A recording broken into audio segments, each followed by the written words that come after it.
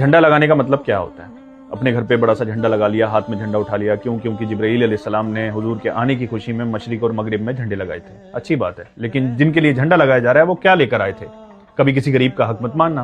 اور یہاں تو لوگ بڑی بڑی زمینیں اور جائیداد ہڑپ کر اپنے گھر پہ بڑا سا جھنڈا لگا کر کہتے ہیں کہ میں نبی کے آنے کی خوشی منا رہا ہوں. بہت اچھی بات ہے تو منا رہا ہے، لیکن یہ جو لوگوں کے حق مار رہا ہے تو اپنی زندگی میں تو نبی کو ناراض کر رہا ہے. نبی لے کر آئے تھے کہ کبھی کسی راہگیر کو تکلیف مت دینا.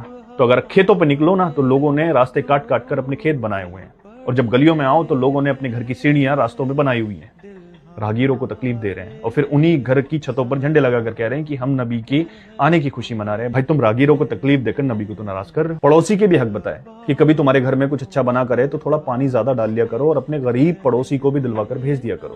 اچھا کھانا تو چھوڑیے، پڑوسی بھوکا مر جاتا ہے اور پڑوس والوں کو پتہ تک نہیں ہوتا.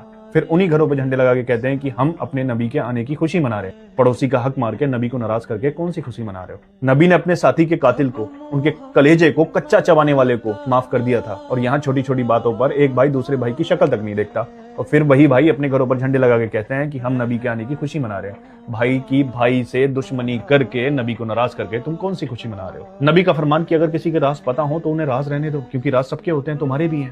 لیکن راز تو چھوڑیے، لوگ جھوٹی تہمتیں سرے عام لگاتے ہیں اور پھر جا کر اپنے گھروں پر جھنڈے لگا کر کہتے ہیں کہ ہم نبی کے آنے کی خوشی منا رہے ہیں. کسی پر جھوٹی تہمتیں لگا کر نبی کو دکھی کر کے کون سے ان کے آنے کی خوشی منا رہے ہو؟ نبی کا فرمان ہے کہ ماں باپ کو اف تک نہیں کرنا ہے. اف تو چھوڑیے، ماں باپ کو مارتے بھی ہیں کچھ ظالم لوگ.